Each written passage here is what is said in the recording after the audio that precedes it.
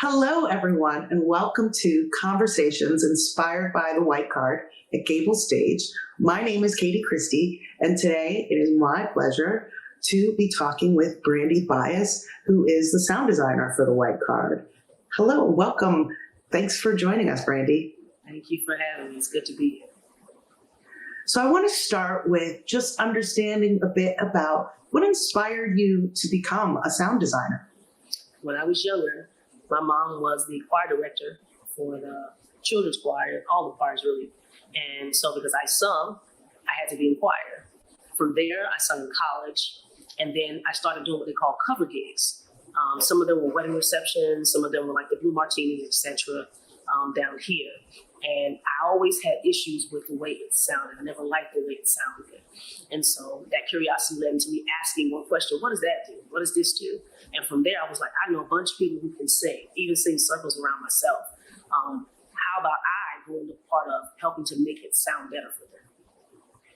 That's great. That's great. It's interesting how in our experiences when things, especially like if we really love music and the way it sounds really matters to us, that things going wrong can inspire us into a really great space. Absolutely.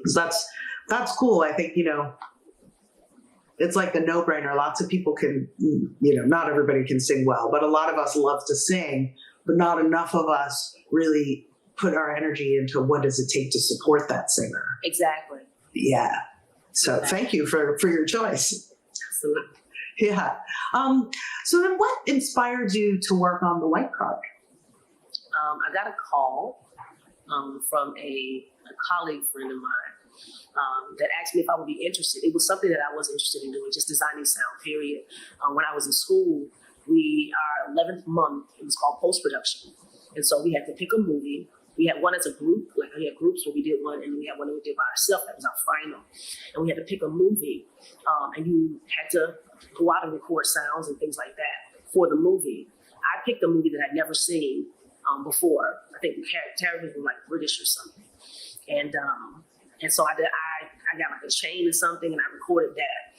And then it was extra credit if you did their voices. So I did the female voice, I did the male voice, and I just pitched it down and things like that, and you got extra credit for that. So that was my first experience in actually designing sound for something.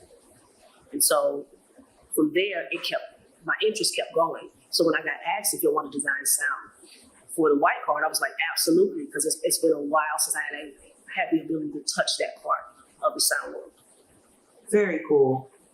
Do you think, like, what aspects of your own culture of like being a Black person do you bring to that sound design, like in particular for this play? Like, do you feel like there is an aspect of your like life experience that informs some of your sound choices?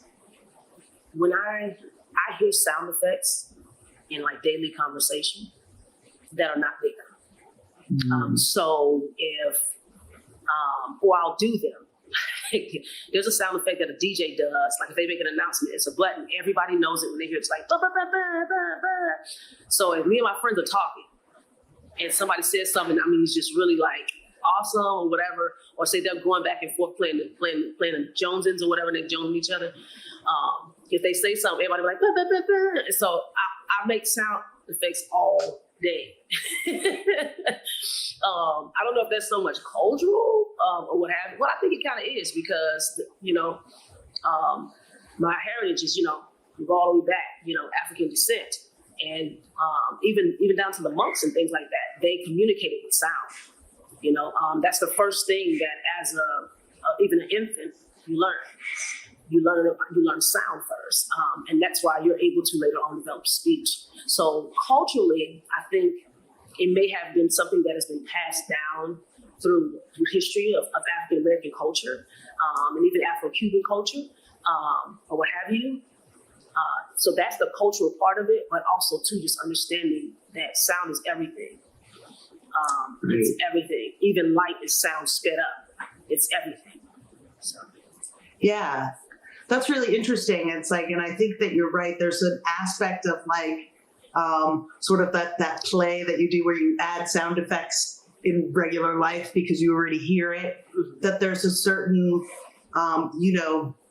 historic or ancestral connection to sound and rhythm, and that you're hyper clued into that, and that you can more easily bring like the natural rhythms and sounds and things because it's something that you've been like you're connected to in your soul. Yes.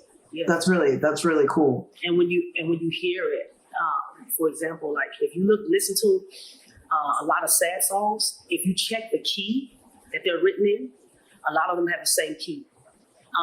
When you want to feel powerful, you play dominant chords, which is like your 1-3-5-1 big or 1-5-1 big dominant chords.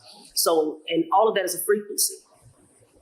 All of it is a frequency, or what have you. And so when you couple the cultural part of it, from Africa, the rhythm of the drum, you incorporate that with being in a concert chorale, where you have a conductor that is tuning you guys, and then you already have the imagination, which we all have. We may not all have the ear to hear certain frequencies, but we all have an imagination, and we all feel. You're impressed upon in a way that everybody's impressed upon. You have just been made aware of what that impression is. I may hear 2K and be like, that's 2K, oh my God. You hear 2K, you just don't know you hear it because you have not been made aware to be clued into that's what you're hearing. Yeah. That's really interesting, right? Like the different types of sound makes us feel different ways, and that like you can bring that into the design Absolutely. Of a show, and that's part of how we're experiencing it is little subtle things that you're bringing based on like the actual like scientific knowledge that you have fused with like how life works, right? Right, and when you hear people talk, like you'll have somebody say, they gave me that news and it was like the bottom fell out. I automatically hear low. I hear LFE. I hear the bottom part of an explosion, just boom. Right. You know what I mean? And so that also too, language helps it as well. You know what I mean? That type of thing. So, but yeah, somebody says that, the bottom fell out. Like I hear it. Yeah. And that's what we. I think we feel it naturally, but through movies and things that we've seen, that's what they do. They narrate the movements in between. One of the things I really like that you won't see much in plays, but I love how they choose music for montages. How they decide to pick, for the passing of time, or what have you, and then culturally, depending on the type of character and how they move through the play. They may be at one place of understanding in the beginning of the play and be at another, at another point. And until you hear them fully talk, you don't really know that. But it can kind of be foreshadowed with whatever music you play with them. Yeah. It tells the story. Instrumental music tells story all the times, and a lot of times people who write to instrumental music, they let the music tell them what it wants them to say. Right. So in plays, it's the reverse. I look at what you want to say, who your character is, and I say, there is a bit of music that goes along with that. Yes. That's so interesting. I think, thank you so much for sharing that, that process and that, like a little bit of a window into how these things work. And a lot of it is like the kind of things that like, we don't even notice they're happening, but if they weren't there, it would feel really weird. And the fact that they are there is like supporting all of the emotion, the like movement of the play and each of the characters. That's so interesting. And it's readily available in musicals because it's right in your face. But in musicals, like I said, being that it's right in your face, you anticipate it, you whatever. Not understanding that what you see in a musical that's presented to you that way is happening to you when there is no musical. In one way, like I said, you see it, it's in front of you. The other way, it's impressed upon you. So it affects you without you readily seeing it there. Yeah. And good sound design, you you're kind of a conductor in that you know the moments that you want them to be totally aware they're being affected, and then you have the moments where you don't want them to be aware that they're being affected because you want it to be as life is. You want it to impress upon them. Why? Because the stuff that they're aware of and the stuff that they're unaware of is still making them travel to a place. And hopefully, in your design, if you're traveling to the place of whatever that author wanted them to arrive at by the end of it. Yeah. Super cool. All right. This is my last question. What do you hope audiences will get or learn from coming to see the White Card? That the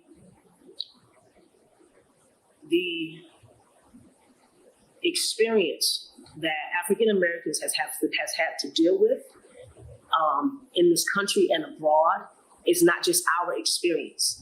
It is the human experience. Mm. And it falls very much on everything I needed to know I learned in kindergarten.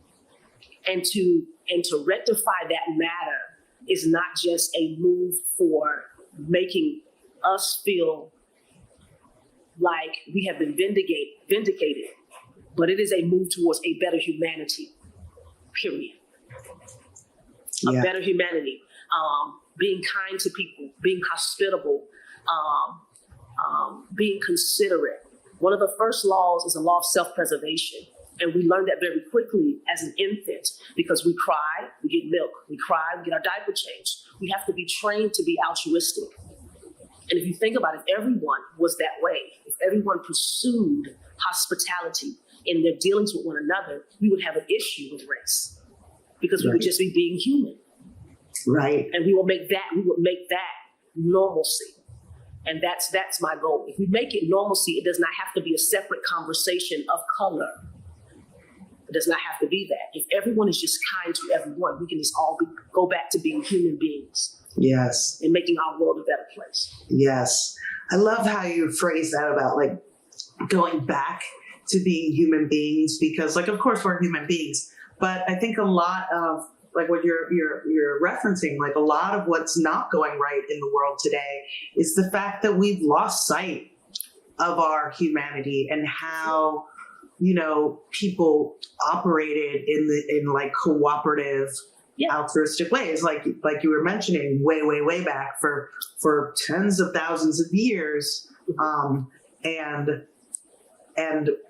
I think you're absolutely right that this play reminds us of that like inner humanity that we all need to connect to and like stay connected to because we're all wanting good things for ourselves and for each other. Absolutely. But if we think it's going to just happen, it's not outside of us, right? Like we've got to, like you're saying, like really be intentional. Intentional, absolutely.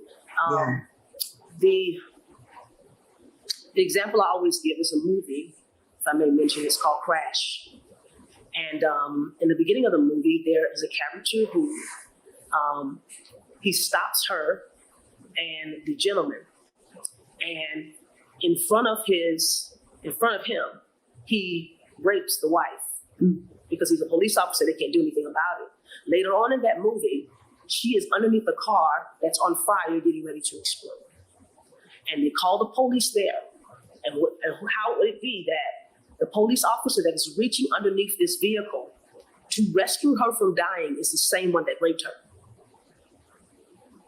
And so she's in a she's caught, in a bit of a quandary. Like, I don't want you to touch me again, but you touching me this time, saving my life. And so it showed me that there is good in humanity, but humanity has to be reminded that they are human. Right. This play does that. Yes. It gets to that. And so in my sound design, it is my job that even in the representation of the different cultures, that I get to that. That is the meat. Yeah. Everything else is like it's like the infrastructure, but that is the meat. And we can get back to all of the issues that we're having with being divided. It's a human issue. Right. It is this is a human problem that we all need to fix. And if we do that, then we won't have anything to worry about. Yes. Yes. We won't have anything to worry about. We can look at okay, how do we save our earth? Because we're off of, you look this way and I look that way. We off of, this is your sexuality and that's that person. Like, how do we get down to like, the poles are melting. Like, we should probably go fix that. You're good at carpentry, you're good at this. Let's go do that. We can really advance our society if we come off of what makes, one thing, that there are two things and one is not like the other. One of these things doesn't belong. The song learned, you know what I mean? Can you tell me about the end of the song? Right. If we get off of that between us, then we can pay attention to things that are much more heavier. Like, how are we going to leave this planet for our children? Yes. That's a heavier thing. Yeah, I think you're right on about that, and I also hope that that's what people walk away from the white card understanding and being inspired to do or contemplate. Thank you so much, Brandy, for being here and talking with us. I'm looking forward to working with you more through this process. And I'm just so grateful that you took time to talk with us. Thank you very much. Have a wonderful day. You as well. Thank you. And go see the white card. Yes. Everybody. Everybody. Go see it.